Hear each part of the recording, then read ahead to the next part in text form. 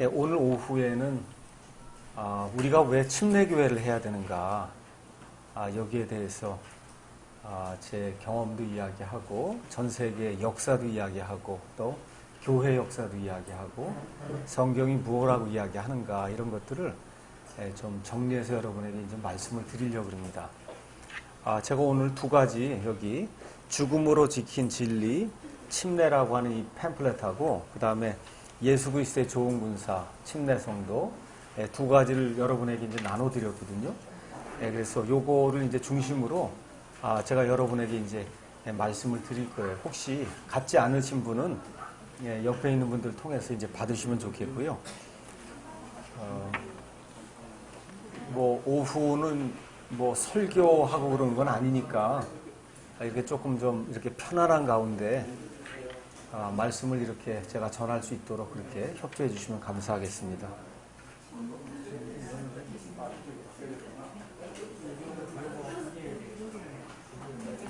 예.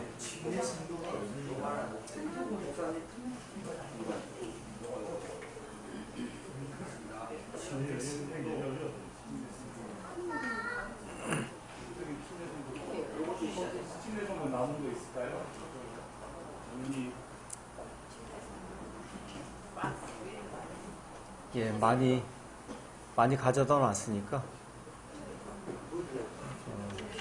뭐 없어도 그냥 괜찮습니다. 예, 그냥 제가 설명을 해드릴 테니까.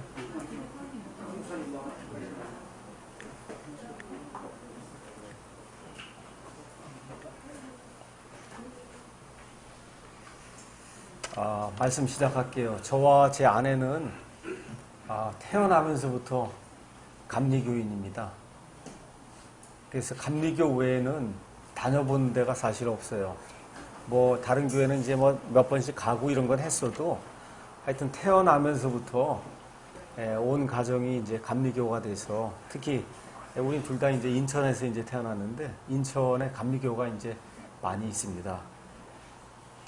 그래서 유학 가서 공부 다 끝내고 그리고 이제 그쪽에서 한 4년 정도 생활하고 제가 만 32살에 1992년도에 여기 한국에 이제 다시 들어왔는데, 하여튼 32년 동안 이민 가서 거기 생활하는 동안에도 감리교, 하여튼 뭐 학창 시절에도 감리교, 하여튼 뭐 감리교만 지금까지 이렇게 이제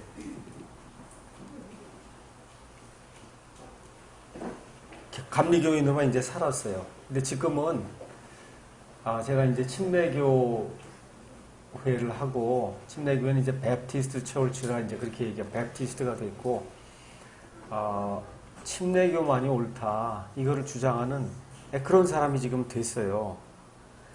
우리 침례교 목사 중에는 전 세계적으로 누구나 잘 아는 스펄전이라는 그런 목사님이 있습니다. 스펄전.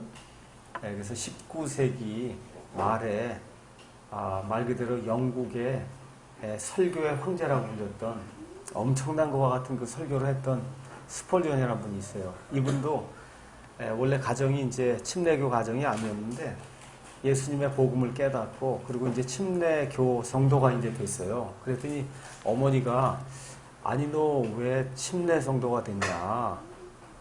이게 이제 얘기를 하니까, 어머니 제가 그리스도인이 됐고요.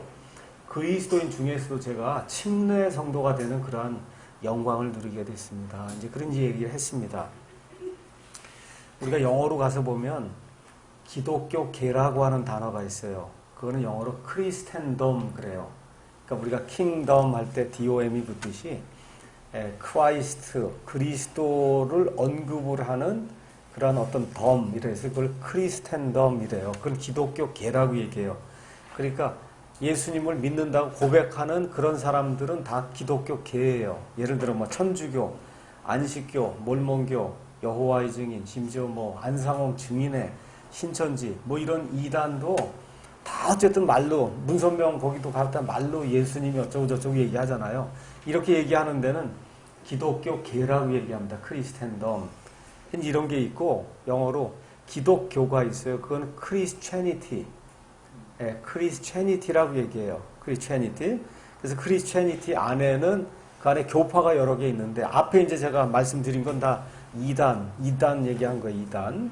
그렇게 얘기하고, 이제 이단이 아니라 우리 이제 기독교 안에 장로교, 우리가 많이 알고 있는 게 감리교, 성결교, 그 다음에 오순절 계통의 뭐 순복음교회, 하나님의 성의 이름 교회가 있고, 침례교가 있고, 이런 교회는 목사가 있는 교회입니다.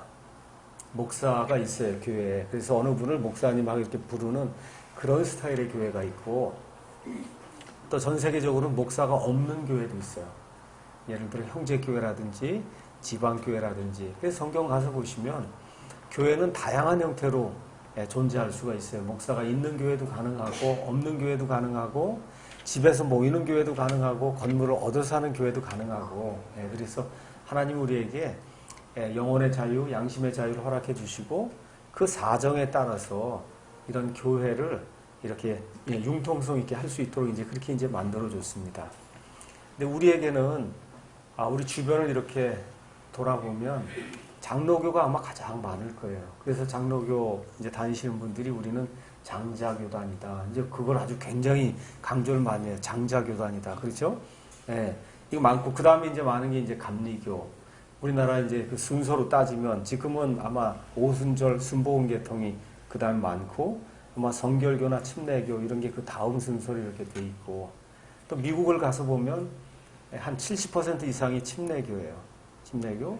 그 다음에 오순절 계통. 그 다음 미국에서는 소위 개신교라고 하는 것 중에 가장 적은 분포를 가진 게 장로교입니다. 장로교. 그래서 전 세계적인 인구 분포로 이야기하면 침례교가 제일 많아요. 침례 성도가. 전 세계적으로 보면. 우리나라에서는 그렇게 많지 않아도. 그래서 하여튼 전 세계적인 그 크리스천리티 그 분포들을 가서 봤을 때 침례교가 가장 많습니다.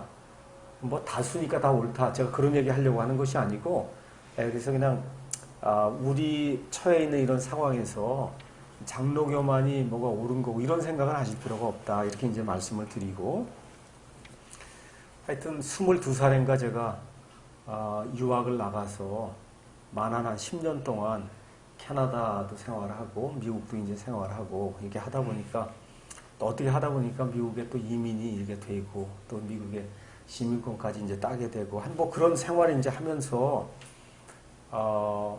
이제 박사 과정을 시작하는 1985년도에 교회는 이제 감리교회를 이제 다녔거든요. 감리교회를 다니는데 그때 이제 처음으로 침례교회, 사실 이제 이민을 가셔도 한국 분들은 한인교회를 갑니다. 한인교회. 그러니까 한인교회를 가니까 여기에 있는 비례대로 교회가 생겨. 여기 장로교회가 많으니까 미국에도 가면 한인교회는 거기가 다 장로교회예요. 그렇죠. 여기 감리교가 많으니까 그 다음에 많은 게 감리교고, 미국에 그렇게 침례교가 많아도 침례교는 많지 않습니다. 한국 사람들 하는 그런 교회가. 그러니까 거기 가서도 장로교가 가장 많은 걸로 착각하시는 분들이 굉장히 많아요. 미국 이민 가서도. 자, 이제 이렇게 돼서 처음으로 침례교회가 있다고 하는 거를 제 인생에서 처음 알게 된 거예요. 그래서 이 교회 역사, 그 전까지 배운 교회 역사는 천주교회 역사를 배웠거든요. 우리가 지금까지 늘 이렇게 배워온 그런 역사는 쉽게 얘기하면 천주교회의 역사예요. 천주교회가 이 세상을 어떻게 다스렸는가, 그걸 다스린 그러한 그 교회 역사를 배웠고, 제가 이제 말씀드린 참된 교회 역사라고 하는 건 초대교회 이후로 예수님의 복음이 온 세상에 이렇게 선포가 돼서 퍼져나가는 가운데 하나님의 진리를 지키기 위해서 애쓰고 수고하고 핍박받고, 그래서 세상과 타협하지 않고 이 예수님이 말씀하신 내 교회, 그걸 지키기 위해서 애를 썼던 그런 사람들, 그런 사람들의 역사는 사실 지금 이 세상에 어떤 문헌으로 거의 남아있질 않습니다. 승자가 됐던 천주교에서 이들 다 탄압하고 문헌을 다 태워버렸기 때문에 남아있는 게 별로 없어요. 그래도 이제 그런 조각조각난 그런 역사들을 이렇게 책으로 모으고 이렇게 해서 뭐 침례교회의 역사라든지, 그 다음에 필그림 처치에서 순례하는 교회, 이런 식으로 해서 형제교회에서 책을 만들고 이렇게 해서 하나님의 참된 교회가 어떻게 역사를 타고 지금 우리에게까지 이제 전달이 되고 있는가, 이런 것들. 여러분이 뭐 교회 역사, 이제 천주교회 역사는 이제 주로 배우다 보니까 많은 분들이 기독교는 개신교인가 보다 이렇게 생각하는 분들이 많거든요. 기독교는 개신교다. 그러니까 여러분 역사를 이렇게 보시면 1517년에 마르틴 루터가 천주교에서 기독교로 컴백을 해요. 컴백. 이렇게 돌아서거든요. 그럼 컴백을 한다고 한 얘기는 여기에 뭔가 옳은 게 있으니까 일이 돌아서는 거잖아요. 그렇죠? 그래서 313년경에 세상과 타협하기 위해 교회가 큰 길을 택하고 뛰쳐나갔어요. 그래서 만든 게 천주교예요. 그 다음에 그리스 정교회, 그 다음에 이 러시아 쪽에 나와서 러시아 정교회, 이런 모든 것들이 뭐 쉽게 얘기하면 그냥 마리아를 섬기는 이와 같은 우상 숭배하는 그런 교회, 또 세상의 정권과 결탁을 해서 지금도 교황이 뭐 대통령도 만나고 뭐도 하고 유엔도 가고 쇼하고 이렇게 하잖아요. 이건 예수님하고 아무 상관없는 거거든요. 예수님하고. 그렇잖아요. 근데 사람들은 그걸 알지 못하니까 그냥 그리스도 하니까 크리스텐덤을 크리스티애니티로 이렇게 착각을 하는 거예요. 사람들이. 그렇게 된 그 예수님하고 거의 상관이 없는 교회라고 하는 게 313년부터 형성이 돼서 1517년에 마르틴 루터가 컴백을 했어요. 그 컴백한 교회가 그게 진짜 교회예요. 그렇죠? 컴백을 했는데 완전하게 컴백을 못했습니다. 그래서 천주교의 많은 유산들을 그대로 안고 컴백해서 그게 개신교예요. 개신교? 그렇게 되니까 이제 개신교 안에 장로교라든지 이런 모든 교회들이 다 개신교예요. 이거는 처음부터 이걸 쫓아와서 예수님의 이 좁은 길을 쫓아가던 그런 무리들이 아니고 천주교회의 탄압을 이기지 못하고 천주교회의 많은 유산을 가지고 이렇게 나와서 그래서 지금도 예배드리는 형태나 모든 게 거의 천주교회랑 비슷한 교회. 그렇죠? 구약식 교회. 목사가 가운을 입고 뭐 땡땡땡 하고 이렇게 스테인드 글라스로 뭘 만들고 이런 식으로 해서 이렇게 예배드리는 형식적인 그런 걸 가지고 예배드리는 그런 형태의 교회. 그게 개신교회예요. 개신교회. 근데 그런 개신교회 말고 개신교회가 이렇게 컴백을 했을 때 그거는 예수님이 세우시고 하던 그 교회, 예루살렘부터 시작이 돼서 사도 바울이 지키며 쭉 왔던 그런 소수의물이 지켜왔던 그런 교회, 그 교회로 컴백을 하려고 하는데 컴백이 제대로 안 됐거든요. 안 됐기 때문에 지금 개신교회가 다시 다 천주교회하고 연합을 하려고 하는 거예요. 그렇잖아. 이 예수님의 이걸 지킨 교회는 한 번도 천주교회 연합을 한다든가 뭐 마리아에게 우상 숭배를 한다든가 이런 건 해본 적이 없는 그런 교회가 있는 겁니다. 이 교회. 그러니까 우리가 지금 침례교회를 한다고 하는 거는 그 교회를 하려고 하는 거예요. 이 교회. 그렇죠? 예수님으로부터 시작이 돼서 오순절날 성령 강림 이후에 예루살렘으로부터 시작이 돼서 그래서 이 소아시아를 돌고 유럽을 거쳐갖고 미국을 거쳐서 지금 여기까지 온 예수님이 지옥의 문들이 이것을 이기지 못하려고 했던 그 교회. 마리아라고 하는 것 자체 한 번도 이름도 불러보지 않은 그런 교회. 오직 성령님의 충만함으로 성령님 침례를 받아서 그래서 성경적으로 양심의 자유를 갖고 신약적인 그러한 그 모습의 그 교회를 하는 거. 일단 그렇게 되면 교회 형태가 달라지는 거예요. 목사가 가운 입고 이런 거 없고, 그렇죠? 예배 드리는 그 순서 안에 사도신경, 축도 뭐 이런 거 없고, 그렇죠? 이게 뭐 이게 돌아가는 이런 형태가 우리가 비의식적인 예배를 드려요. 일반 교회 가면 땡땡땡 해서 뭐 이렇게 순서대로 이렇게 하잖아요. 그게 다 천주교식 예배거든요. 그런 것이 아니라 비의식. 구약 시대에는 다 의식적인 예배를 드렸어요. 지금 우리가 의식이 아니라 영과 진리로 예배를 드리는 거거든요. 그러니까 이런 형태의 예배를 드리고 말씀 중심의 예배를 드리고 교제도 말씀 중심으로 이루어지고 신약 성경에 나와 있는 사도 바울의 서신에 기록된 그와 같은 그 신약교회의 그 형태대로 이렇게 예배를 드리는 그런 교회를 하려고 지금 우리가 모였고, 그런 교회 중에 성경에 가장 근접한 교회가 침례교회다. 제가 그렇게 말씀드리는 거예요. 먼저 제가 성경에 딱 부합이 되는 100% 되는 그런 교회는 이 현실에서는 찾기가 어렵습니다. 그런데 이 성경에 나와 있는 이상향의 그 교회가 있잖아요. 그걸 이렇게 가서 봤을 때 그래도 사람이 이 땅에서 구현할 수 있는, 신약 성경에 나와 있는 사람이 구현할 수 있는 이 신약 성경에 기록된 가장 근접한 그런 교회가 뭐냐라고 제게 물으면 이거는 독립침례교회다. 이렇게 제가 말씀을 드릴 수 있어요. 그래서 왜 우리가 독립침례교회를 하는가? 이거를 여러분에게 이제 말씀드리려고 그러는 겁니다. 그래서 독립침례교회라고 하는 걸 이제 알게 되고 하면서 성경을 문자적으로 봐야 되는구나. 장로교나 이런 감리교나 이런 데서처럼 성경을 영해하는 게 아니에요. 영해라면 100명이 설교하면 같은 본문이 100개로 설교가 되는 게 그게 영해예요.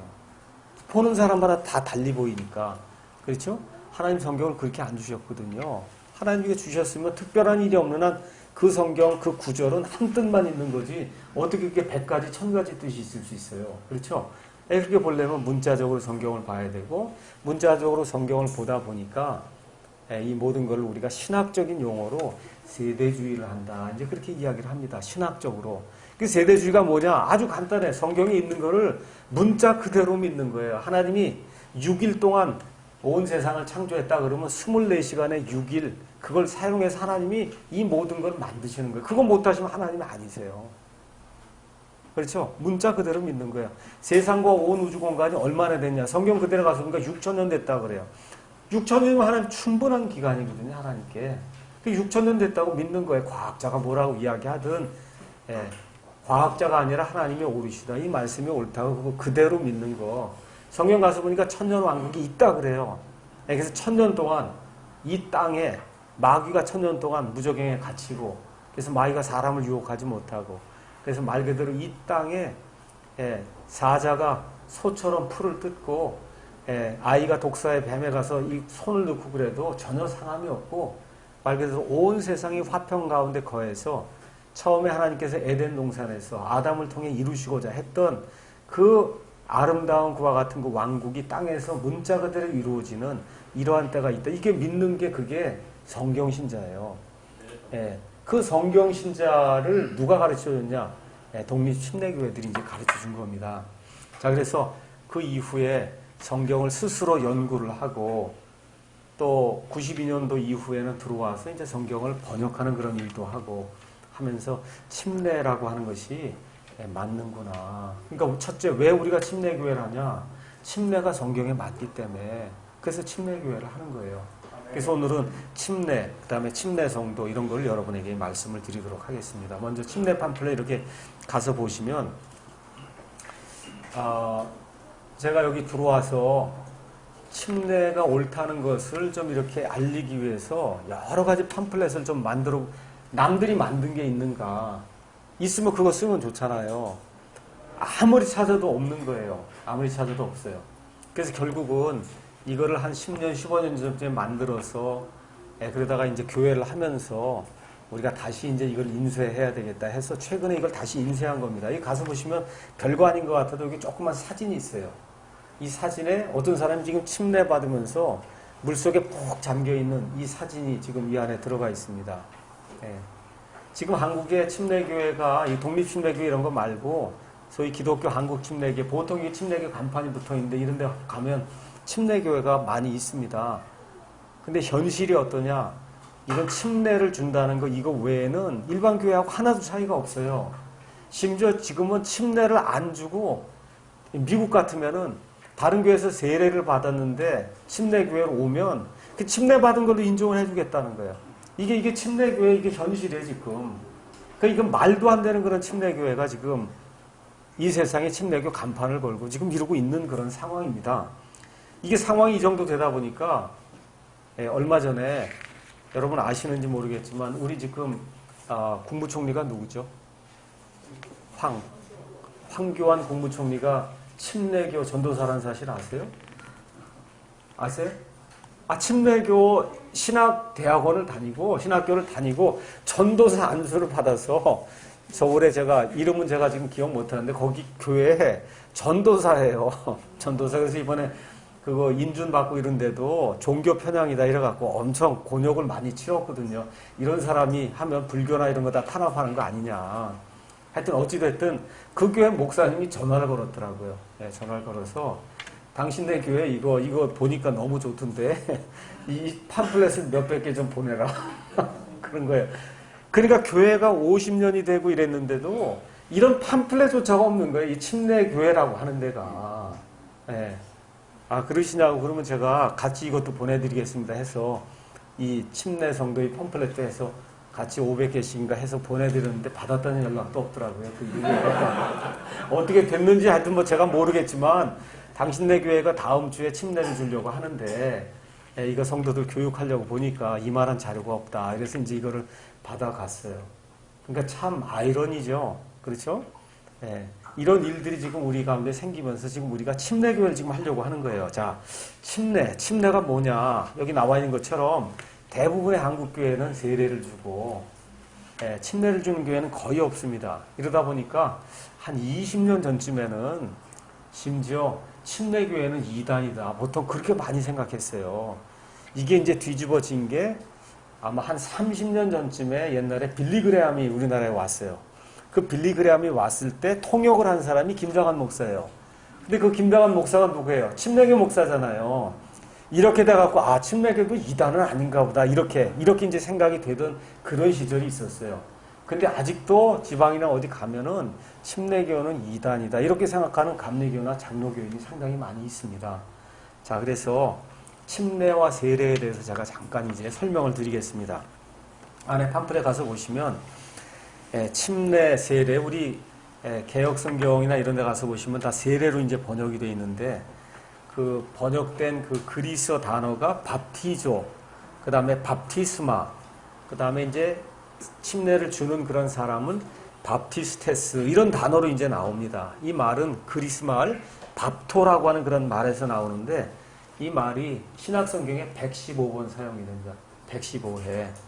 그래서 그 115회 사용이 되는데 가서 보시면 항상 담근다는 그런 의미로 이건 앞뒤 문맥상 이거는 담그는 거 아니면 해석이 안 되게끔 그렇게 이제 돼 있어요. 이렇게 이제 되다 보니까 미국 사람들이 이제 만들어 놓은 성경 사전 또 영국 사람들이 자기 언어가 이제 영어니까 그 영어의 발전 이런 사를 쭉 이렇게 해갖고 영국 사람들이 성경과 더불어 가장 중요하게 여기는 문화유산이 있어요. 그게 바로 옥스퍼드 대사전이에요.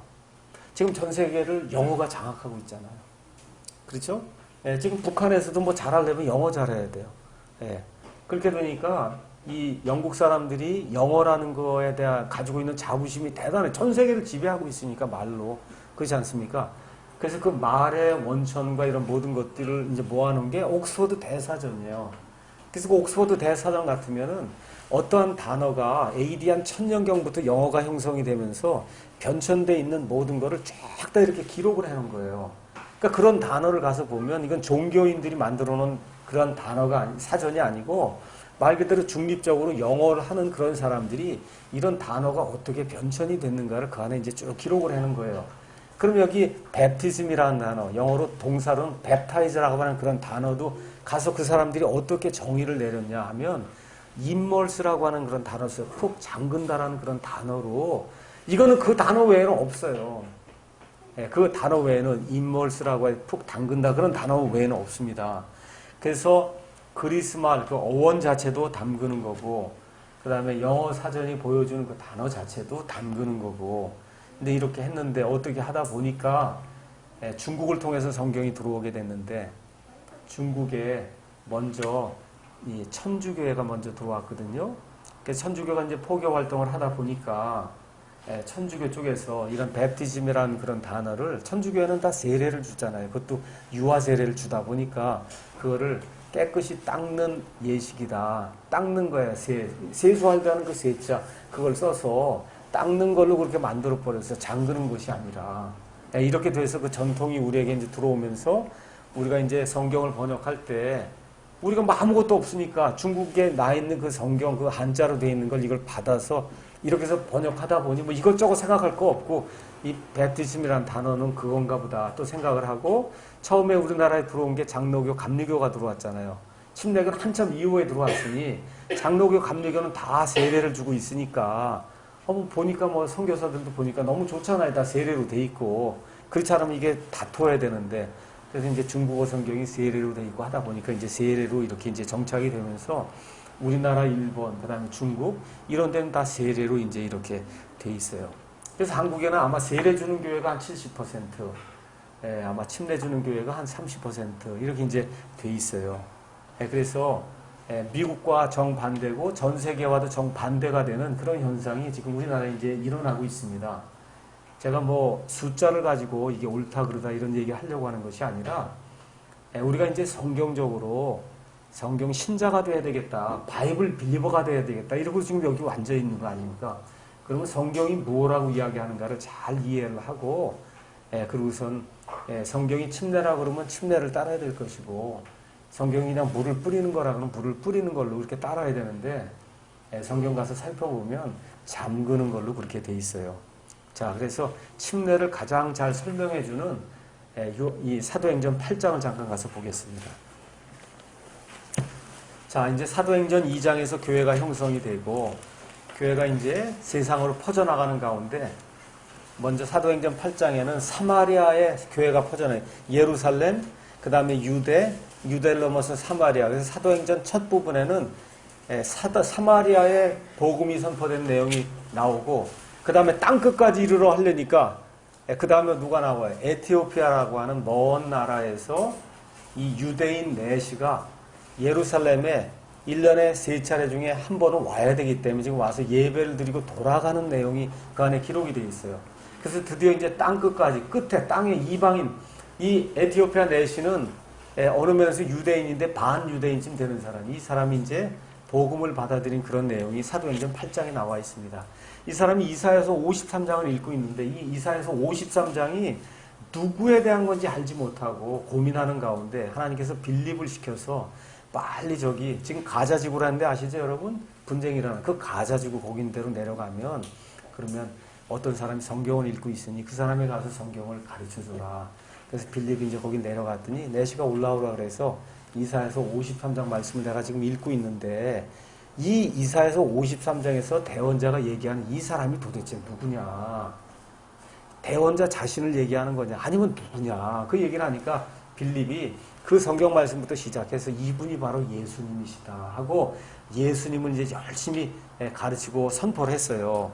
이렇게 이제 다 이야기를 했더니 35절에 이에 빌립이 입을 열어 바로 그 성경 기록에서부터 시작하여 그에게 예수님을 선포하니라. 그 예수님을 선포하니까 이 사람이 설득이 된 거예요. 그들이 계속해서 길을 가다가 어떤 물의 이름에 내시가 이르되 보라 여기에 물이 있으니 무엇이 내가 침례받는 것을 방해하려. 그렇게 이야기하니까 37절 유명한 구절이에요. 개역성경에 빠져있는 구절이에요. 그렇죠? 개역성경에 없으면 그렇게 돼 있어요. 37절에 빌립이 말하는 거예요. 뭐라고 해요? 만일 그대가 마음을 다하여 믿으면 받을 수 있다. 그렇게 얘기했더니 그가 응답하여 이르되 예수 그리스도께서 하나님의 아들이심을 내가 믿노라 하고 믿음의 고백을 하는 내용이 그 안에 들어있어요. 그러니까 침례를 받으려면 믿음의 고백이 돼야 된다는 거예요. 믿음의 고백이 없는 아이에게 뭐 세례든 침례를 주는 건 다 무효에 소용이 없는 거예요. 여기. 그게 너무나 중요한데 천주교에서는 유아에게 세례를 줘야 되니까 이 구절이 있으면 세례 주기가 안 되니까 어떻게 지워버린 거예요. 그래서 가서 보면 천주교 성경과 천주교에서 나온 개역 성경에는 사도행전 8장 37절이 없습니다. 없음 그렇게 표현이 되어 있어요. 자 이렇게 하니까 38절에 그가 명령하여 병거를 멈추게 한 뒤 빌립과 내시가 둘 다 물속으로 내려가니 그가 내시에게 침례를 주니라. 38절 물속으로 영어로 into the water 이렇게 되어 있어요. 우리가 중학교 고등학교 가면 into 뭐 속으로 쑥 들어가는 게 into잖아요. 뭐 다른 거 얘기할 필요도 없어요. into 물속으로 쑥 들어갔다가 그래서 침례를 주고 그 다음에 39절 그들이 물속에서 그래도 out of water 이렇게 돼요. out of water. 여러분 뭐가 out of 한다는 얘기는 푹 잠겼다가 거기서 out of 밖으로 빠져나오는 게 out of잖아요. 그렇죠? 그러니까 이거는 뭐 제가 어떻게 달리 뭐 얘기를 하지 않아도 성경에 침례 주는 그런 모든 대목을 가면 다 요르단강 속에 강에 여러분 물 뿌리러 가겠어요? 속에 들어가려고 하겠어요? 그럼 너무 뻔한 얘기 아니에요. 그렇죠?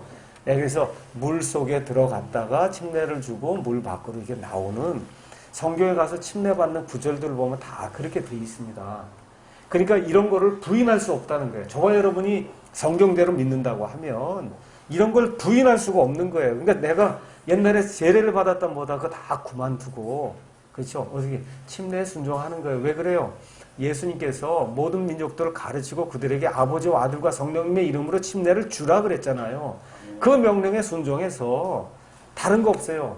침례 교인이 되려고 침례 받는 게 아니고 예수님이 침례를 주라 그랬으니, 그리고 예수님 자신이 물속에 들어가는 그런 침례를 받았으니 저와 여러분이 침례를 받는 겁니다. 아멘. 자, 그래서 침례 그 의미가 여기 가서 보시면 그림이 이제 이렇게 나와 있는데, 침례의 의미는 아주 간단합니다. 예수님께서 십자가에 죽으셨다가, 그 다음에 묻히셨다가, 그 다음에 부활하셨죠? 그렇죠? 그래서 침례를 예수님이 주라고 한 거는, 너희와 내가 동일시 되는 거다. 동일시 되는 거. 그렇죠? 예수님이 죽었다가 묻혔다가 부활한 것처럼 너희의 옛사람도 예수님 십자가 죽을 때 바로 그 순간에 그 십자가에 우리 옛사람도 같이 못이 박히고, 예수님 무덤에 들어가 있는 동안에 우리 옛사람도 같이 무덤에 같이 들어가 있다가, 그렇죠? 예수님 부활하실 때 우리가 새 사람으로 일어나는 거예요. 그거를 그림의 언어를 통해서 모든 사람에게 증언하라고 예수님이 이와 같은 침례의 규례를 우리에게 주신 거예요. 그러니까 우리가 침례를 받는다고 하는 거는 믿음의 고백을 하는 거예요. 뭐라고 고백하냐? 예수님이 죽으셨다가 묻히셨다 부활한 것처럼 나의 옛사람도 죽었다가 묻혔다가 내가 새 사람으로 부활했다고 하는 그런 사실을 하나님과 하나님의 천사들과 마귀와 그의 천사들과 그 다음에 여기 보는 모든 사람들 앞에서 증언을 하는 거예요. 그러니까 이거를 부끄러워하면 안 되는 거죠. 그렇죠? 그래서 증언하는 거예요. 그러니까 침례는 예수님하고 동일시된 걸 나타내는 그와 같은 증표다. 근데 이거를 받아서 구원받는 거 아닙니다. 구원받은 사람이 구원받은 것을 증언하는 게 침례예요. 물속에 1000번 갔다 들어와도 나왔다 해도 구원 못 받습니다. 구원받은 사람, 어떻게 구원받아요? 예수님만이 나의 유일한 구원자시라는, 내 죄에서 나를 구원할 존재는 이 우주 공간에 예수님 외에 없다.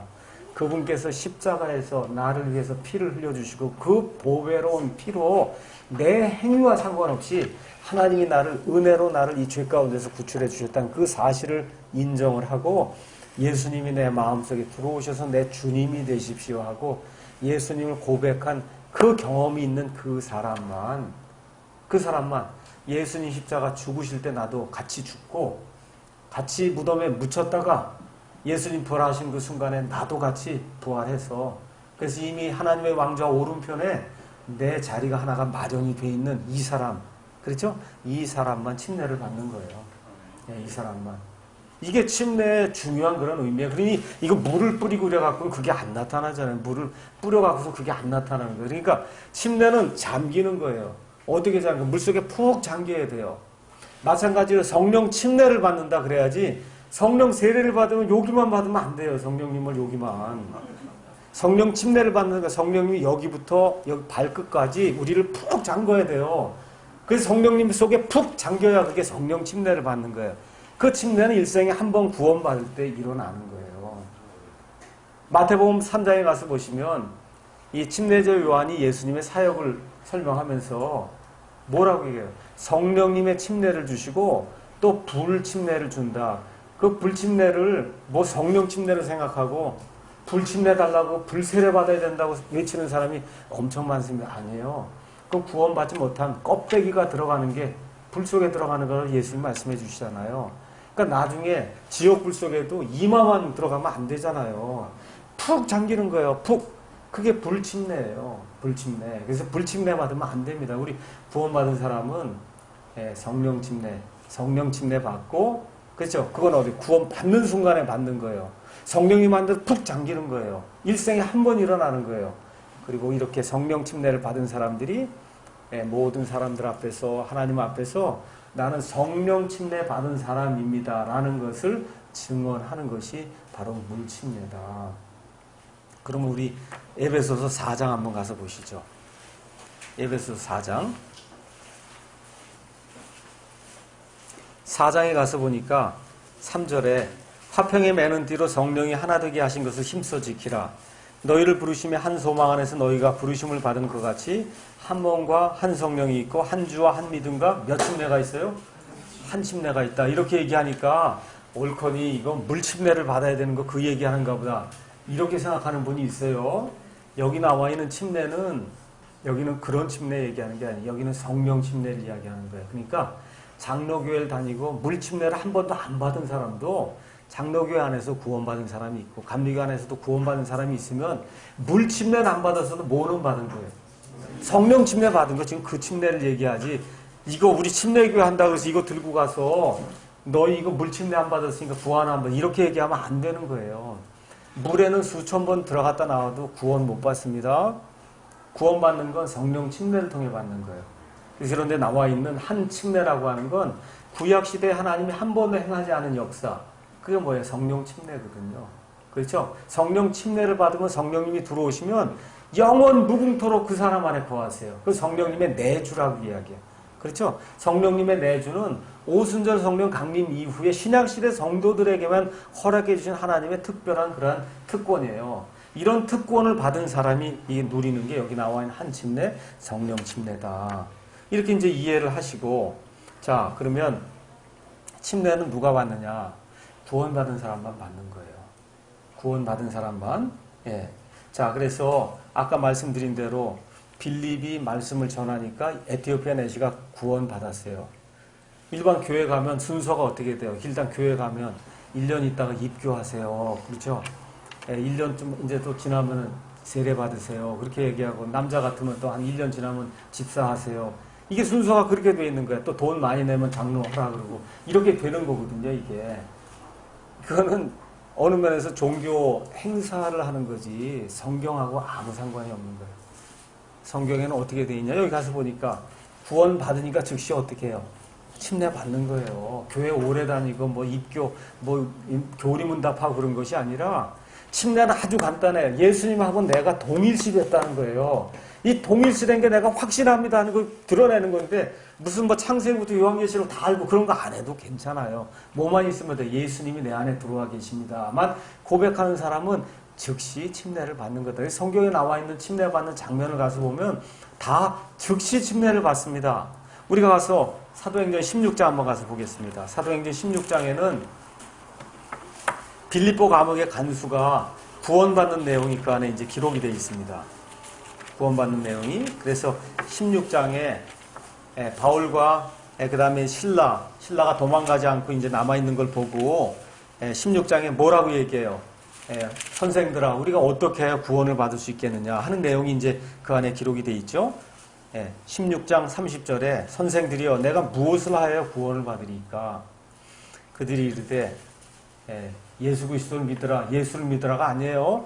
주 예수 그리스도. 이게 온전한 호칭이에요. 개혁성경처럼 이렇게 짧게 부르면 안 돼요. 주 예수 그리스도. 그렇죠? 주 예수 그리스도를 믿으라.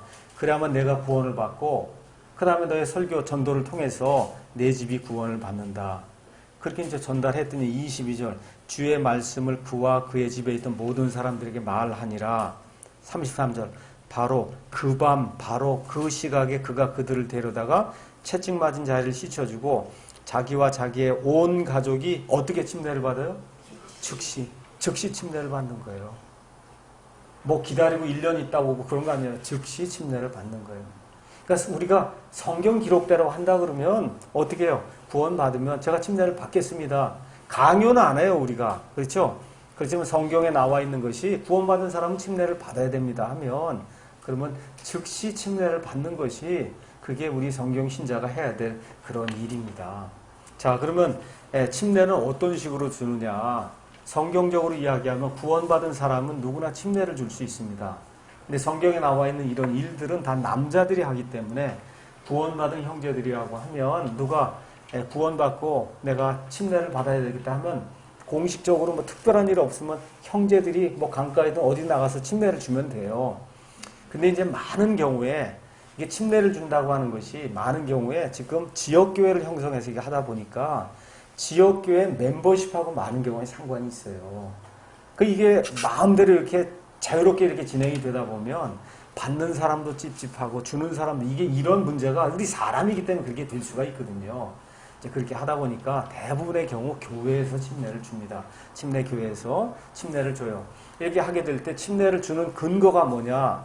침례를 줄 때 침례를 이렇게 주는 교회에 그 교회에 목사가 줘도 되고 교회가 지정한 어떤 형제가 줘도 돼요. 저희 같은 경우는 옛날엔 제가 침례를 주댔는데 교회가 꼭 목사에게 의존하면 안 된다는 것을 우리가 보여주기 위해서 지난 한 2년부터 전부터는 교회 집사든 어느 한 형제를 세워서 그 형제가 교회 이름으로 침례를 주게 합니다. 그럼 어떤 사람이 나와서 침례를 받겠다 하면은 잠시 믿음의 고백을 하십시오. 예수님이 어떤 분이십니까? 그러면 예수님이 저의 모든 죄를 용서하신 그런 분이시고 예수님만 나의 유일한 구원자시고 이렇게 믿음의 고백을 자기 입으로 1분이나 2분의 그 이야기를 하면 침례를 주시는 분이 어떻게 하고 침례를 드리냐 하면 형제님의 믿음의 고백과 예수님의 명령에 따라 제가 아버지와 아들과 성령님의 이름으로 침례를 드립니다. 그러니까 그 근거가 뭐예요? 그 사람 믿음의 고백. 그렇죠? 그 다음에 예수님이 주라고 한 명령. 그러니까 이걸 주는 교회나 이걸 주는 그 사람은 사실 그 일에 대한 책임이 없어요. 책임은 본인이 지는 거예요. 내가 믿겠다고 하니까 또 예수님이 주라고 했으니까 이 교회와 그 침례 베푼 사람은 그 명령에 따라 그 믿음의 고백에 따라 순종을 하고 주는 거예요. 그러니까 실제로 이게 침례를 받을 때 그 침례를 받는 그 사람이 내가 정말 예수님 안에 있는 사람인가 아닌가는 본인이 잘 확인을 하고 그러고선 이 침례에 이제 순종을 하게 되는 거예요. 그래서 미국에 가서 이제 침례를 이렇게 주다 보면 어떤 교회는 3번 담궈요. 아버지와 할 때 한 번 담그고 아들과 한 번 담그고. 예. 근데 여러분 죽을 때 3번 죽으시는 분 있어요? 여러분 죽으면 몇 번 죽습니까? 한 번. 그래서 한 번만 담그시면 돼요. 한 번 죽는 거니까. 그렇죠? 그래서 미국 사람들이 이제 줄 때는 그렇게 드립니다. 그 얘기를 한 다음에 영어로 in the likeness of his death. 예수님의 죽음과 마찬가지로 이렇게 한 다음에 눕혀서 죽이고 그 다음에 in the likeness of his resurrection. 그분의 부활과 같은 모습으로 일어났습니다 하고 얘기하고는 이렇게 일으켜 세워요. 그러니까 뭐 그건 해도 좋고 안 해도 좋고 중요한 얘기는 아버지 하나님, 아들 하나님, 성령 하나님의 이름이 뭐예요? 그 전 인격체를 두고 그분의 영광과 위엄과 거룩함과 그렇죠? 사랑과 은혜와 긍휼과 이런 모든 것을 다 걸고 그리고 아버지와 아들과 성령님의 이름으로 저희가 침례를 이제 드리는 거예요. 그 침례를 드린다 그러니까 어떤 분이 그럼 성경대로 하려면 요르단 강에 가서 해야 되겠군요. 그래서 지금 성지순례 갔다 오면 그것도 이렇게 한 병 가져다가 이렇게 뿌리는 사람이 또 많이 있어요. 성경은 그렇게 이야기하지 않습니다. 어떤 물을 사용하느냐는 상관없어요. 바닷물이든 강물이든 목욕탕 물이든 아니면 침례탕의 물이든 성경 가서 보시면 침례 받을 때 여러 형태가 나와요. 중요한 건 물속에 잠겨서 죽는 게 포인트지 그게 꼭 요르단강 물이냐 뭐 사해 강물이냐 뭐 여기 어디 강물이냐 이런 게 중요한 게 아니야. 그 사람을 완전히 잠궈서 그 사람의 옛사람이 죽었다는 것이 표시가 나는 그런 정도의 물이면 해서 잠글 수만 있으면 아무 상관이 없거든요. 이런 방식을 통해서 우리가 예수님과 하나가 됐다는 그런 사실을 자랑스럽게 증언하는 거 이게 침례입니다. 그래서 침례는 예수님의 명령이기 때문에 저와 여러분이 침례에 순종을 하는 거예요. 그러니까 일반 교회 다니는 사람보다 그래도 최소한 하나 우리가 여기 침례교회를 하면 하나 더 명령을 지킨 게 이렇게 침례에 순종한 거예요. 우리 일반 교회 다니시는 분들 가운데서 훌륭한 분들이 많이 있어요. 믿음에 좋은 분들.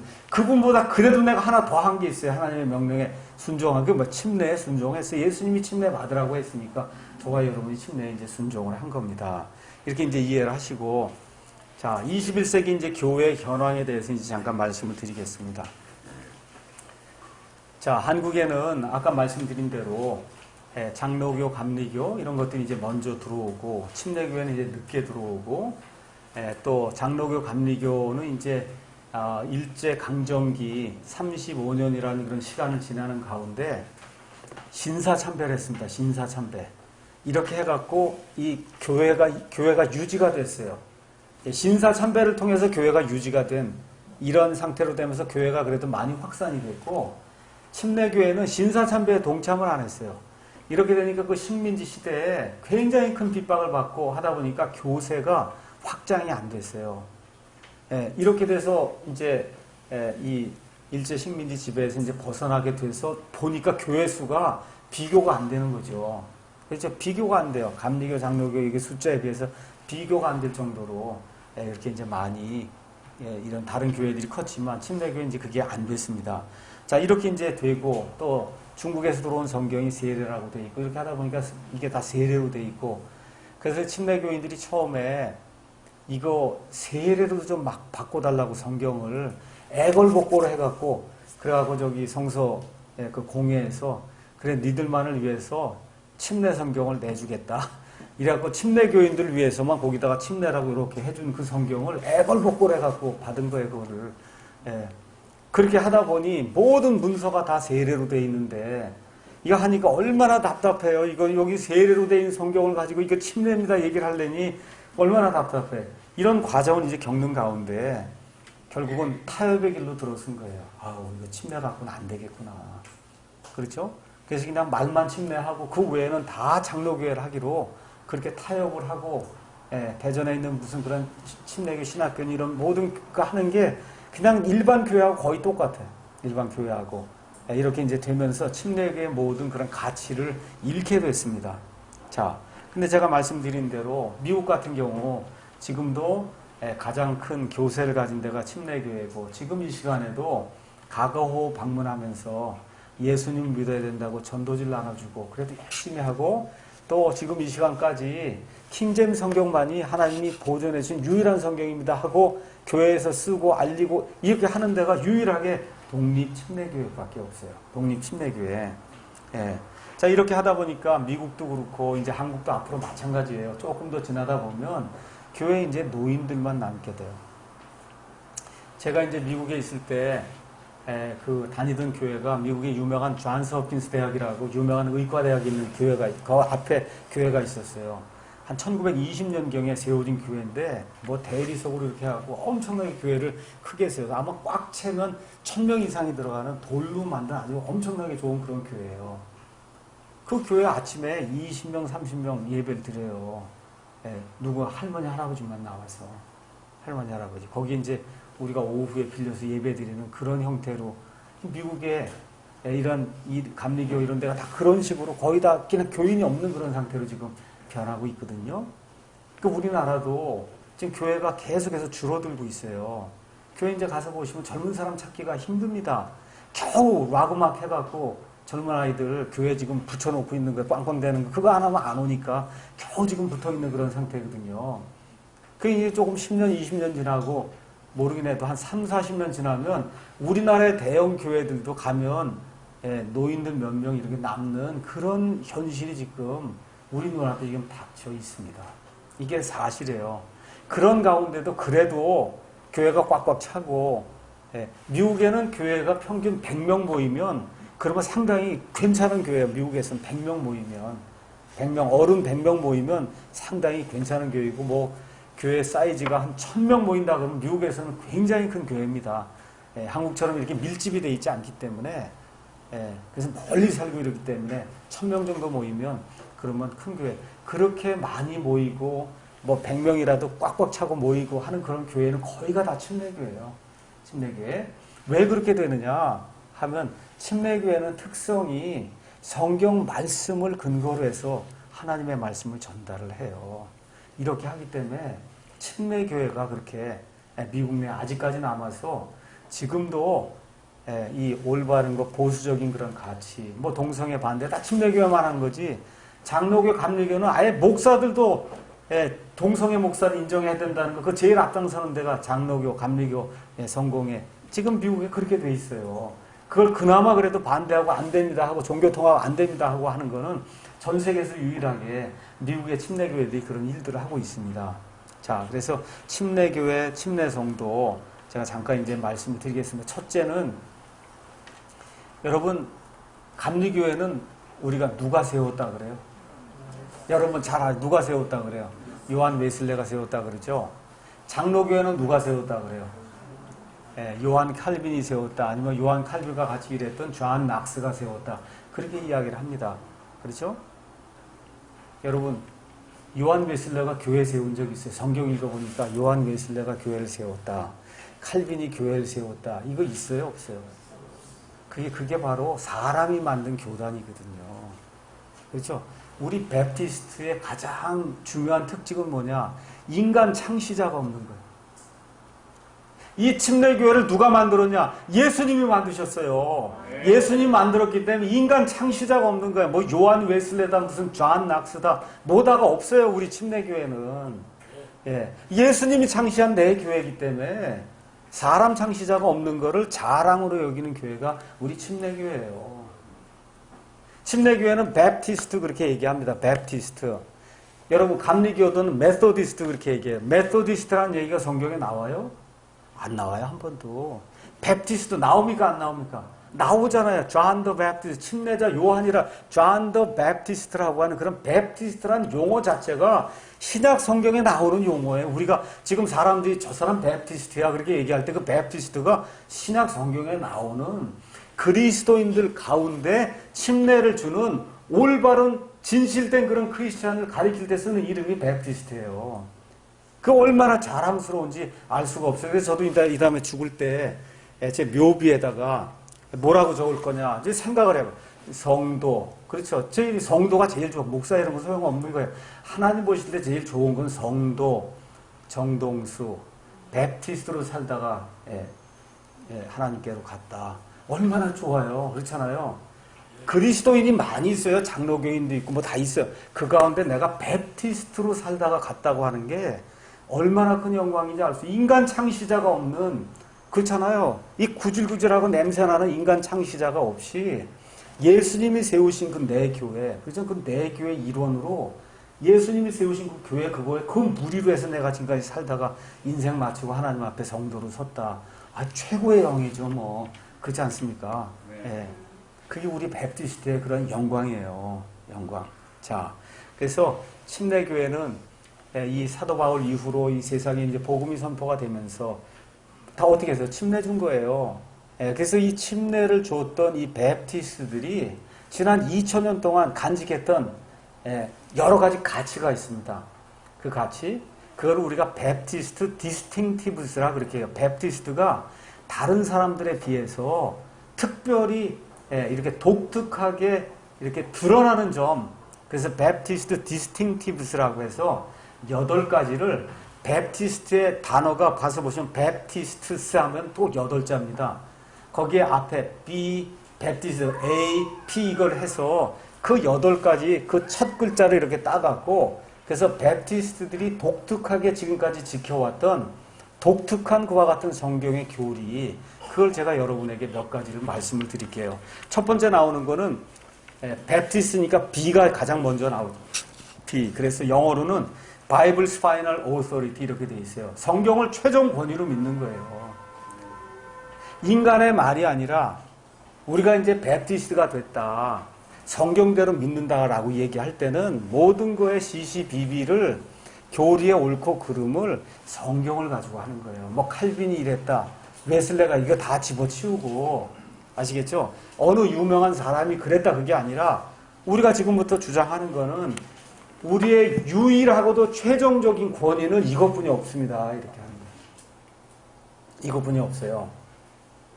그러면 아주 간단하게 말씀드리겠습니다. 디모데전서 3장에 가서 보시면 목사와 집사의 자격이 나옵니다. 목사와 집사의 자격이 나와요. 거기 목사와 집사 자격 가서 보니까 목사와 집사는 한 아내의 남편이어야 된다. 그렇게 기록이 돼 있어요. 한 아내의 남편이 되려면 그러면 목사와 집사는 남자만 가능합니까? 여자도 됩니까? 남자만 가능해요? 여자도 돼요? 아, 남자만 되는 거죠. 동성애 결혼하기 전에는 그건 남자만 되는 거잖아요. 그렇죠? 그래서 우리 베프티스트는 처음부터 끝까지 지금 이 시간까지도 누구만 목사를 할 수 있어요? 남자만 할 수 있는 거예요. 누구만 집사를 할 수 있어요? 남자만 할 수 있는 거야. 여자를 무시해서 그런 것이 아니고 하나님의 창조 질서상, 그렇죠? 이 하나님의 교회를 이렇게 운영하고 이렇게 하기 위해서는 남자를 하나님이 이렇게 평등하지만 직무를 수행하는 데 있어서는 남자를 하나님이 세워놓으셔서, 그래서 아담이 이브와 함께 온 이걸 다스리되 이 아담과 이브가 평등하지만 하나님 앞에서 가장으로서 책임을 지는 건 남자가 해야 된다는 그런 의미에서 그래서 디모데전서 2장하고 3장을 연이어서 읽어보시면 남자가 될 수 있도록 그렇게 만들어 놓은 거예요. 여러분, 지미 카터라고 한 사람이 유명한 침례교인이다 이런 얘기 들어보신 적 있으세요? 그렇죠. 요번에 이제 지미 카터가 침례교회에서 탈퇴라고 나왔어요. 탈퇴하고 나온 이유가 뭐냐? 왜 침례교회는 여자 목사를 안 세우냐? 그랬더니 침례교 전체가 이구동성으로 하나님의 말씀이 여자는 안 된다 그러기 때문에 안 세우는 거예요. 지미 카터가 아무리 대통령 할아버지를 했어도 지미 카터가 어떻게 이 법을 바꿔요? 그렇잖아요. 그래서 그럼 뭐 괜찮아, 나가도 괜찮아. 그 사람 없어도 우리 침례교회는 얼마든지 할 수 있다. 그렇게 해서 쫓았어요. 그래서 지금 우리 침례교회는, 미국에는 침례교회가, 남침례교회가 이렇게 교단을 비슷하게 형성한 남침례교단이 있고, 그 다음에 독립침례교회가 있어요. 숫자로 보면 아마 남침례교단이 한 80%, 독립침례 같은 경우에 한 20% 정도 아마 숫자적으로 그럴 거예요. 그래서 지금 한국에 있는 한국 기독교 침례, 이거는 남침례에서 세운 건데, 그건 맞아요. 남침례 그런 모든 건 다 거의 없어졌고, 일반 교회와 거의 비슷합니다. 그렇지만 미국에 있는 그 남침례 교회는 성경은 킹제임 성경은 안 써도 그 사람이 가지고 있는 그런 모든 기본적인 그 구조, 그건 똑같거든요. 그건 뭐예요? 성경대로 한다는 거예요. 그러니까 어떻게 해요? 지금 이 시간까지도 미국 안에선 침례교회 어딜 가도 여자 목사라든지 여자 집사는 존재하지 않습니다. 그 왜 그래요? 시대가 변해도 하나님 말씀은 변함이 없다는 거예요. 지금 들고 나오는 게, 그 2000년 전에 그 유대 이런 데서 그 문화에서나 그게 가능하지. 지금 여자, 남자가 다 동등하고 지금 여자가 대통령이 되는 시대인데 이게 어떻게 가능하냐. 이건 하나님의 교회에서 이렇게 하라는 거예요, 하나님께서. 그렇게 하기 때문에 우리가 그대로 믿는 거예요. 절대로 우리 자매님들을 무시하거나 그런 게 전혀 아닙니다. 교회는 자매님들이 활발하게 이렇게 하면서 교회의 이런 모든 일들 돕지 않고 그러면 교회 못해요. 이 교회도 마찬가지일 거라고 저는 믿어요. 우리 교회도 하여튼 모든 일에 거의 대부분 다 자매님들이 하고 계획 이런 거 하고 뭐 회의에서 통과하는 것만 남자들이 하고 이렇게 되거든요. 그러니까 교회는 자매님들 없으면 안 됩니다. 집안도 마찬가지고. 그럼에도 불구하고 교회를 이끌고 나가는 리더십에는 그건 안 된다고 성경이 얘기를 하니까 그러니까 이 성경대로 그대로 따르는 거예요. 그게 Bible's final authority.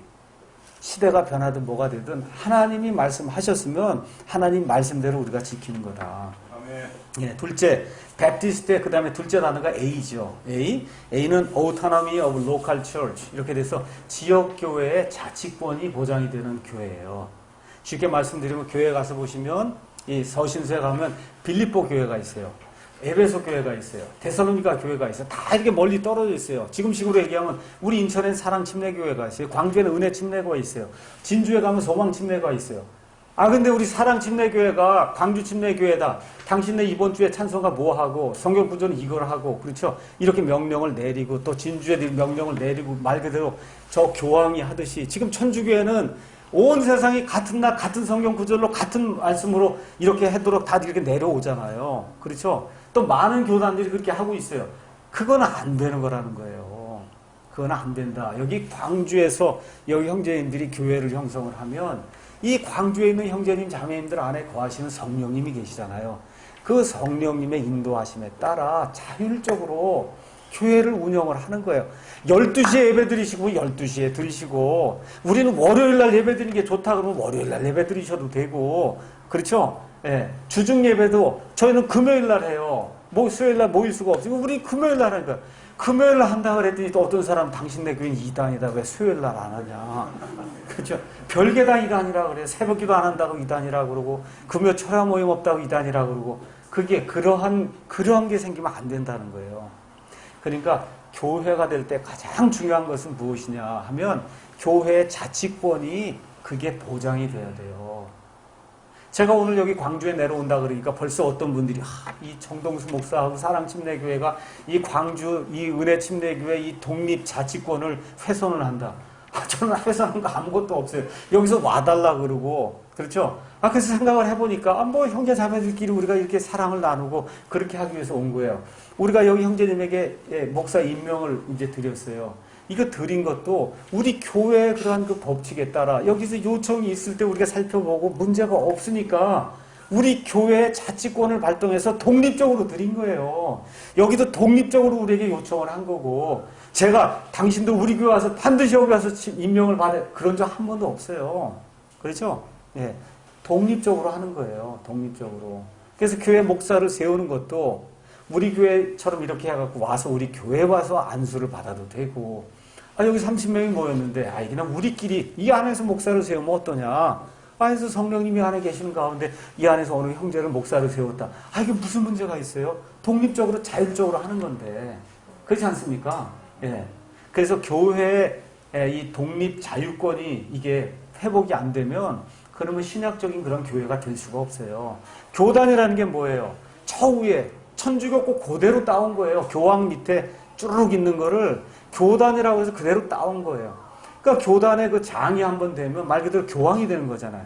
그 돈 이거 주무를 수 있는 게 엄청 많으니까, 그러니까 보통 교단장 뭐 한번 하려면 5억을 갖다 써야 되고 다 해서 투표해서 돈으로 사서 그래갖고 해야 노회장이 되고, 그럼 5억을 썼으면 10억은 남아야 될 거 아니겠어요. 이렇게 운영이 되니까 이게 교회가 아닌 거죠. 그렇죠? 그래서 성경에 나와 있는 교회는 자치적인 교회지, 저 위에 있는 어떤 한 사람이 프랜차이즈 방식으로 쭉 이렇게 해갖고 교회를 확산시키고 하는 그런 교회는 성경에 없는 교회다. 성경에 없는 교회다. 셋째, 베프티스트의 셋째 단어가 P죠. P는 Priesthood of all believers 이렇게 돼 있어 모든 믿는 성도들이 제사장이라는 거예요. 구약 시대에는 하나님이 여기 계시고 여기 이제 사람이 있으면 하나님과 사람 사이에 꼭 인간 중보자가 껴야 돼요. 중보자. 그래서 사람을 대신해서 하나님께 기도하고 하나님이 또 뭐라고 말씀하시면 가서 죄가 용서됐다 이렇게 얘기하고, 그러니까 구약 시대는 제사장이 없으면 예배가 안 되는 거예요. 제사장이 없으면 믿음 생활이 안 되는 거예요. 그게 구약 시대예요. 근데 우리 예수님께서 십자가에 달리시면 다 이루었다고 말씀하실 때 구약 시대 그 성전의 휘장이 위에서 아래로 둘로 갈라지면서 우리가 지금 직통으로 나가는 시대가 열리게 된 거예요. 지금부터 40년 전에 저도 옛날에 보면 교환원 있는 전화했잖아요. 그럼 어떻게 거기도 전화해서 교환원이 몇 번 대달라 그러면 몇 번 대주면 그리고 통화했잖아요. 지금 직통 시대가 열렸는데 교환원 찾으면 되겠어요? 그렇잖아요. 지금 직통으로 하나님께 나아갈 수 있는 그런 시대가 열렸는데 인간 중보자를 두면 어떡하겠어요? 지금 이 시대에 인간 중보자를 두고 있는 체제가 그게 천주교예요. 그 천주교는 지금도 프리스트라고 부르는 거예요. 구약시대 프리스트 아시죠? 제사장. 그래서 천주교는 지금도 사제한테 가서 죄를 고백하면 사제가 마루 10번 닦으라 그러면 10번 닦고 오면 죄가 사해졌다 그러고, 이런 시스템을 해서 이 제사장을 통해서 하나님께 나아가는 이런 시스템을 구현하고 있는 게 그게 구약식 천주교예요. 그래서 지금 이 세상에 존재하는, 특히 이 한국 땅에 존재하는 장로교나 감리교는 거의 대부분 지금 체제가 구약식 천주교 체제를 하고 있어요. 이렇게 하다 보니까 이 교회를 성전이라 그러고 이 앞에 여기를 제단이라 그러고, 그렇죠. 목사를 제사장으로 여기고, 그리고 목사도 가운 입고 나와서 제사장식의 이런 역할을 하는 이런 형태의 구약식 교회를 지금 하고 있는 거다. 예수님께서 그와 같은 구약식 교회는 내가 미워한다고 말씀하시는 거예요. 이제는 그런 교회가 아닙니다. 이제는 전성도, 구원받은 모든 성도가 하나님 앞에서 제사장 역할을 하고, 이 목사는 패스터링을 하는 거예요. 여기 목자장이 여기 계시는 가운데 각 교회마다 이게 교회 리더가 없으면 어떠한 모임도, 세상의 모임까지 포함해서 어떠한 모임도 모임이 유지가 될 수가 없습니다. 그렇기 때문에 하나님께서 이 땅에 있는 그 형제들 가운데 한 사람을 목자로, 하나나 둘이든 그 상관없어요. 복수받아도 되고 목자를 세워서, 그래서 양들을 이끌고 다니고 먹을 걸 주고 물을 주고 안전한 데를 주고 이렇게 할 수 있는 그런 역할을 하도록 했지, 여기는 우리 한재석 목사님을 통해서 가서 기도하고 한재석 목사님이 죄가 용서됐다 그러고 이런 일은 없다는 겁니다. 이 시대에는. 그렇죠? 자, 그 다음에 이제 네 번째가 뭐냐 하면 베프티스트 할 때 T자예요. T자는 two ordinances 이렇게 돼서 우리 신약 교회는 두 가지 규례만 지킨다. 그것도 다 예수님하고 상관 있는 규례만 지켜요. 하나는 침례라고 하는 규례를 지킵니다. 침례. 침례가 아까 말씀드린 대로 뭐예요? 예수님 죽었다가 묻혔다가 부활하신 것처럼 나도 그런 사람이다. 얼마나 중요해요. 그렇죠? 또 하나의 규례가 있어요. 예수님께서 6월절 바로 전날 밤에 6월절을 지키시면서 그러면서 6월절을 뭐로 바꿔주세요? 주의 만찬으로 바꿔주세요. 주의 만찬으로 바꿔주시면서 내가 당한 그 공환난, 그렇죠? 이거를 내가 다시 올 때까지 꼭 기억을 해라. 이렇게 하시면서 예수님께서 6월절에 이 유대인들이 지키던 그 6월절 규례 때 뭘 사용했어요? 누룩이 들어가 있지 않은 빵을 사용했어요. 또 누룩이 들어가 있지 않은 포도 주스를 사용을 해서 그래서 예수님께서 뭐라고 말씀하세요? 빵을, 이건 너를 위하여 부서진 내 몸이니 이것을 먹으면서 나를 기억을 해라. 또 포도주가 아닙니다. 알코올이 들어가면 그 썩는 거, 부패향이 들어간 거예요. 그 부패한 걸로는 예수님의 순전한 피를 나타낼 수 없기 때문에 알코올이 들어가 있지 않은 포도즙을, 순수한 포도즙을 사용을 해서 이것이 너희를 위해서 내가 흘린 내 피다. 그렇죠? 그래서 이걸 마시면서 나를 기억을 하라고 해서 예수님이 그거를 주의 만찬으로 바꿔주셨어요. 그 주의 만찬 해야지 성만찬 하면 그건 다 천주교에서 오는 거예요. 천주교에서 오는 거예요. 그걸 그런 걸 하는 거 아닙니다. 그래서 우리는 주의 만찬이라고 하는 침례와 주의 만찬 두 개, 세족식 이런 거 다 천주교에서 오는 거예요. 그런 거 안 하는 거예요. 이 교회에는 두 가지만 있는 겁니다. 침례와 주의 만찬. 그 다음에 베프티스트 다음에 중간에 가서 보면 I자가 있잖아요. 그 I자는 Individual Soul Liberty 이렇게 돼 있어요. 이게 우리 침례교회 성도들을 특징 짓는 가장 중요한 거예요. 그게 뭐냐? 양심의 자유를 줬다는 거예요. 혼의 자유. 이걸 가지고 내가 믿고 싶은 대로 믿을 수 있도록 하나님이 허락해 주셨어요. 내가 가고 싶은 교회, 그렇죠? 가고 싶은 모임, 내가 하고 싶은 그런 일들을 마음껏 할 수 있도록 남에게 덕스럽게 이렇게 하면서 마음껏 할 수 있도록 저와 여러분 안에 이와 같은 영혼의 자유를 허락해 주셨어요. 구약시대에 이게 불가능했어요. 유대인들이 이 땅에 태어나면 내가 좋든지 뭐하든지 속 긁고 하고 뭐하고 그거 안 하면 죽는 거예요. 그 유대인들의 그 사회에서 매장이 되는 거예요. 자유가 없는 거예요. 이거를 예수님께서 다 철폐하시고 다 이뤘다 말씀하시면 다 철폐하시고 영혼의 자유를 허락해 주셨어요. 저와 여러분이 마음껏 성경을 읽을 수 있어요. 마음껏 성경을 읽고 같이 원하는 사람들하고 같이 성경대로 이렇게 모여서 모임도 할 수 있고 한 양심의 자유. 그렇기 때문에 이 양심의 자유가 허락이 된 그런 교회에서는 이런 것이 이루어져야 돼요. 고린도 후서 1장 24절 가서 보시면 이렇게 기록이 되어 있어요. 목사나 지도자에 대한 이 책무, 이것이 이렇게 기록이 되어 있습니다. 우리는 너희의 믿음을 지배하는 자가 되려 하지 아니하고 오직 너희의 기쁨을 돕는 자가 되려 하나니 너희는 믿음으로 서는이라. 목사가 강요하고, 그렇죠? 옆에 누가 강요하고 그런 게 우린 믿음으로 서는 거예요. 우리의 양심의 자유를 가지고. 그래서 교회를 치리하는 사람들이 여기 있는 성도들의 믿음을 막 지배하려고 그러면 안 되는 거예요. 여기 있는 성도들의 기쁨을 어떻게 하든지 내가 줘야 되겠구나 하고 섬기고, 그렇죠? 또 양들이 그러한 목사를 도와주고 존경하고 이렇게 될 때 아름다운 그런 모임이 될 수 있는 겁니다. 자, 베프티스트에서 I자 끝난 다음에 나온 게 뭐냐면 S자가 나옵니다. S자는 Saved People's Church Membership 이렇게 되어 있어요. 이거는 구원받은 사람만 교회 회원이 될 수 있다는 거예요. 일반 교회처럼 나가면 1년 지나면 입교하세요. 2년 지나면 세례 받았는데 구원 받았는지 뭔지 집사가 됐는데 구원이 뭔지 모르는 사람이 너무 많은 거예요. 이런 얘기하면 우리 집사람이 싫어하지만 실제로 이 교회 죽을 때까지 다니고 성경 한 번도 안 읽고 장로도 하고 그런 사람이 얼마나 많은지 알 수가 없습니다. 하나님 앞에 간다고 하는데 장로를 했는데도 성경을 한 번도 안 읽어봐요. 그게 뭐예요? 거의 구원받지 못한 사람도 교회에서 집사도 있고 권사도 있고 장로도 있고 목사도 있다는 거예요. 이런 사람이 교회에서 교회 일을 한다고, 예수님의 일을 한다고 하니 교회가 되겠어요?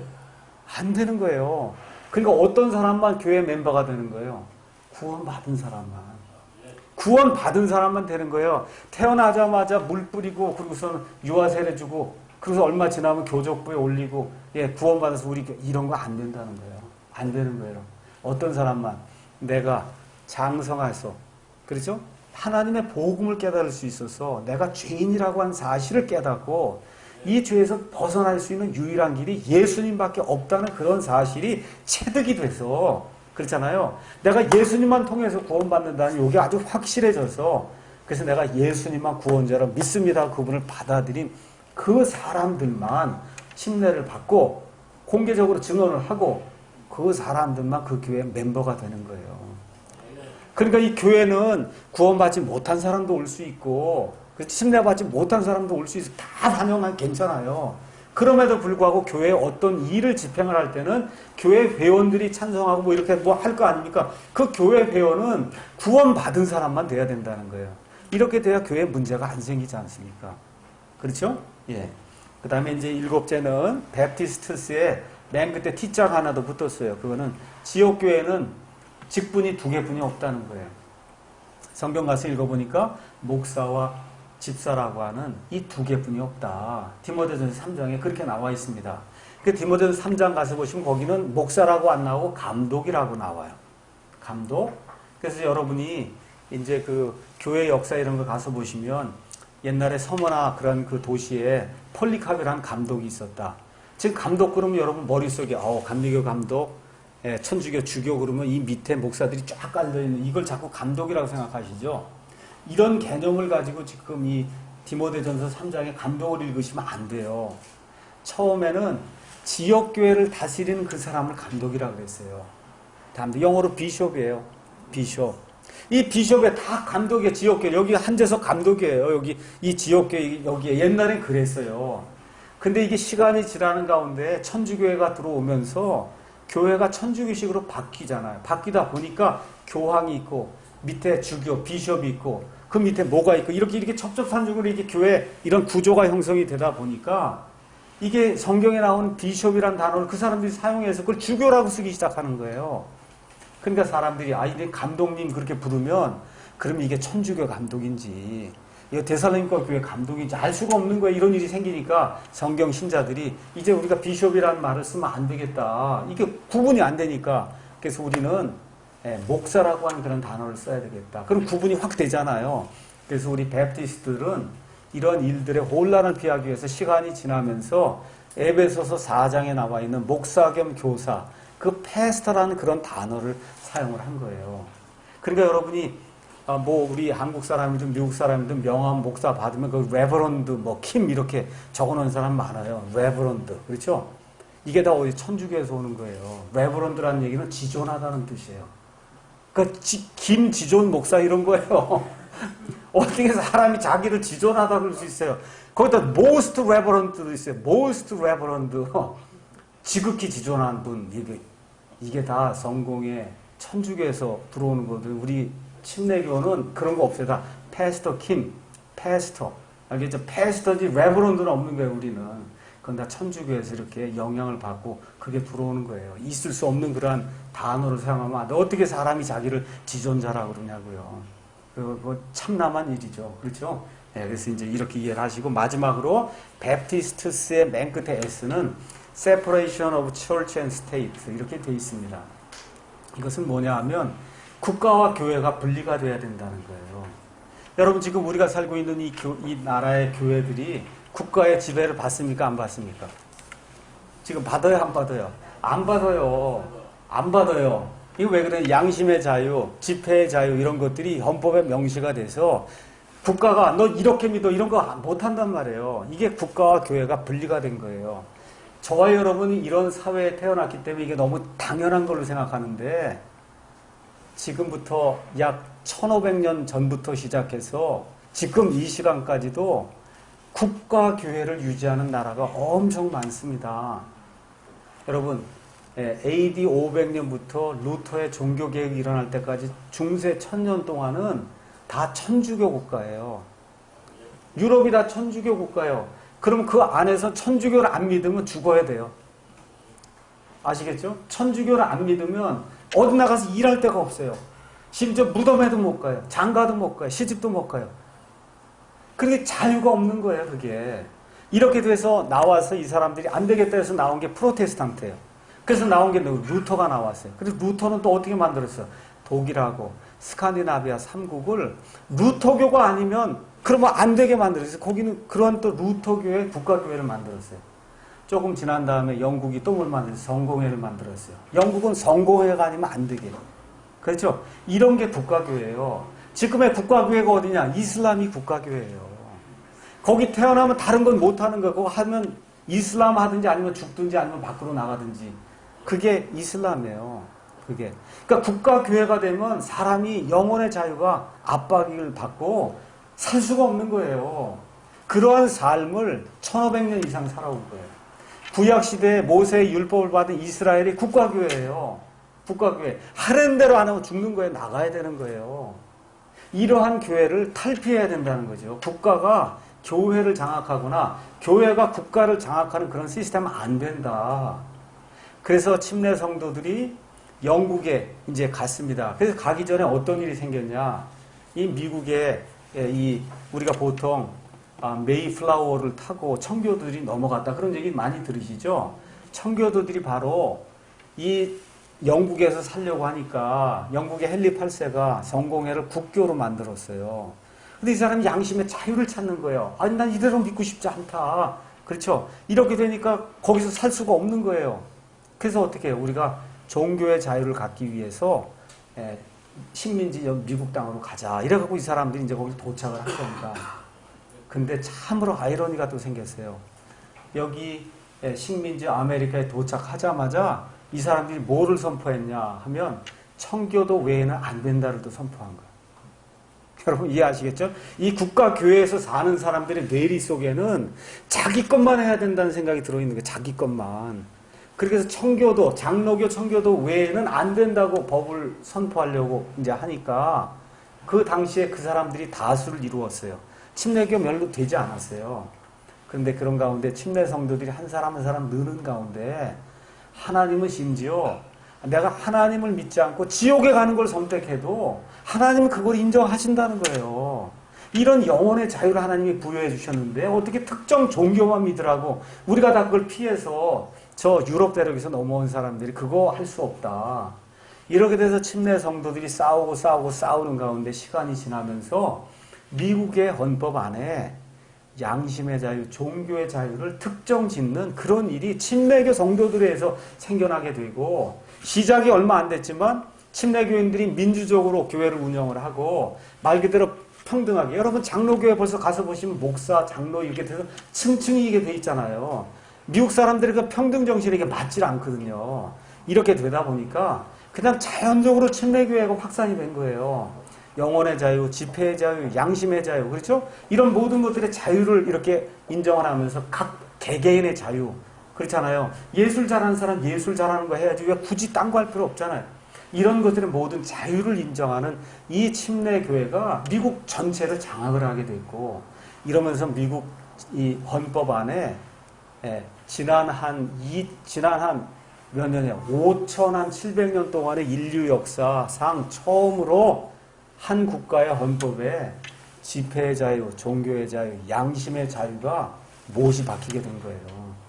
그래서 미국의 그 자유헌법 이후부터 나오는 모든 헌법이 그걸 기준으로 해서 만들면서 저와 여러분이 지금 자유를 누리고 있는 거예요. 이 자유를 누가 줬냐? 베프티스트가 준 거예요. 미국의 베프티스트들이. 여러분 이해하시겠죠? 그러니까 우리가 가지고 있는 그런 유산이 아주 대단히 큰, 인류를 위해서도 대단히 큰 그런 유산을 우리가 이제 지금 이 인류 역사에도 남겨놓은 거예요. 그래서 유명한 스펄전, 여러분 잘 아시죠? 설교의 황자. 그 다음에 여러분 철로역정 누가 지었어요? 조한 버너, 침례교회, 침례 성도잖아요. 그렇죠? 그 다음에 선교의 아버지 윌리엄 캐리, 누구예요? 침례 성도예요. 이러한 그런 훌륭한 그런 그 그리스도인들을 많이 이제 내놓게 됐습니다. 그래서 지금 세상이 종교 통합을 위해서 나가고 있어요. 누구만 종교 통합할까요? 예수님이 없는 사람들만 하는 거예요. 교회 다니는데 예수님 없는 사람만 천주교하고 같이 하나가 된다 그러지. 어떻게 예수님의 영 있는 사람이 천주교하고 그렇죠? 몰몬하고 다 같이 하나가 될 수 있겠어요. 그렇잖아요. 그래서 앞으로 이제 이슬람이 득세를 하게 되고 천주교가 득세하게 되고 이러면서 그거하고 한 통속이 되는 사람들만 커지고 성경대로 믿겠습니다 하는 사람은 숫자가 적어질 수밖에 없어요. 그런 이 시점에 우리가 지금 킹잼 성경을 들고 침례를 주는 이런 침례 성도로 남아있고자 지금 이 자리에 남아있는 겁니다. 맞죠? 그래서 이거를 우리가 바이블 빌리버라고 얘기한다. 뭐예요? 성경대로 믿는 성경 신자라고 이야기하는 거예요. 그래서 이런 것들을 저와 여러분이 기억을 하면서 왜 우리가 침례교회를 하느냐? 첫째, 예수님이 침례를 받으셨어요. 침례를 주라고 명령을 하셨어요. 성경에 가서 침례를 다 찾아보면 다 죽었다가 묻혔다가 다시 일어나는 걸로 침례가 돼 있어서 예수님과 동일시되는 게 침례예요. 그렇기 때문에 스펄전이 뭐라고 이야기했느냐? 우리는 침례 성도들이 최초의 그리스도인들이라고 믿는다. 침례 성도들의 순교 역사가 증명하듯이 우리는 예수 그리스도로 인해 늘 고난받을 준비가 되어 있으며 그리스도의 신부의 정결함을 더럽히는 그 어떤 연합도 받아들이지 않는다고 스펄전이 우리에게 이야기해 준 거예요. 그래서 이러한 그 위대한 역사가 우리에게 남아 있습니다. 이거를 지키고 가꾸고 그다음에 유지 발전시키고 우리 한국 땅에서 이렇게 확립을 시키는 그런 역할을 우리 교회도 해야 되고 여기 광주 교회도 해야 되고 진주 교회도 해야 되고 앞으로 이 땅에 태어날 많은 독립교회들이 이와 같은 그 가치를 지킬 줄 아는 그러한 성도들로 이루어져야 되기 때문에 우리가 침례교회를 하는 겁니다. 이런 것들 좀 이해를 하시고 좀 자신감도 가지시고 하나님 우리와 함께 하시면 이 광주 지역에 하나님이 원하시는 그런 귀한 교회를 할 수 있다.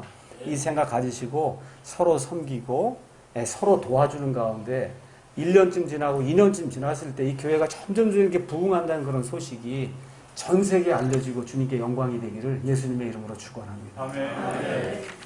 자, 제 얘기를 이제 제가 마치고요. 혹시 제가 오늘 아침에 말씀드린 거 하고 그 다음에 오후에 말씀드린 거 하고 중에 내가 좀 질문이 있다 이렇게 하신 분 있으시면 잠깐 질문하시면 제가 대답하고 제가 3시 반 차거든요. 그래서 3시 한 10분쯤 되면 나가려고 하는데 혹시 질문이나 아니면 나누실 이야기 있으시면 잠깐 나눠주시면 좋겠습니다.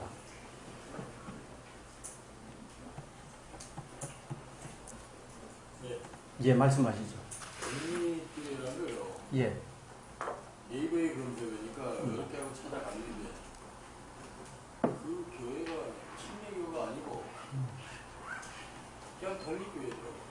근데 독립교회는 얼마든지 있을 수 있죠. 근데 그 뿌리가 오리지널 충주교회도 남아있다. 그랬어요? 예. 그러니까 독립교회는 얼마든지 있을 수 있다. 그래서 우리가 조금 더 정체성을 부여하기 위해서 독립침례교회다. 그렇게 이야기를 한 거예요. 근데 독립침례교회라고 해서 또 다 같은 것도 아니에요. 그 안에 성경도 킹잼 성경을 쓰고 또 킹잼 성경을 쓴다 그래서 다 영혼의 자유가 보장되는 것도 아니에요. 좋은 목사를 만나고 좋은 성도를 만나야 그게 되는 거예요. 그러니까 이게 길이 이렇게 그냥 좁혀 들어가서 그렇게 해서 여러분이 이걸 잘 만드셔서 좋은 사람들이 모이는 교회를 하셔야 됩니다. 예, 말씀하시죠. 예. 이들이 신약 시대의 신부로서 우리가 구약의 율법은 이게 우리하고는 상관없는 의미지 않습니까? 예, 맞습니다. 그럼 이제 우리가 그 구약 성경을 읽을 때에 예. 어떤 마음으로 구약 성경을 읽는 것이 예. 그러니까 로마서 15장 4절인가요? 무엇이든지 전에 기록된 것은 우리의 배움을 위해 기록되었으니 이것은 우리가 성경 기록들이 주는 인내와 위로를 통해 소망을 가지게 하려 합니다. 그러니까 예를 들어 우리가 죄에 대해서 설명을 하잖아요. 그럼 죄가 어디서 생겼어요? 구약시대에 생겼잖아요.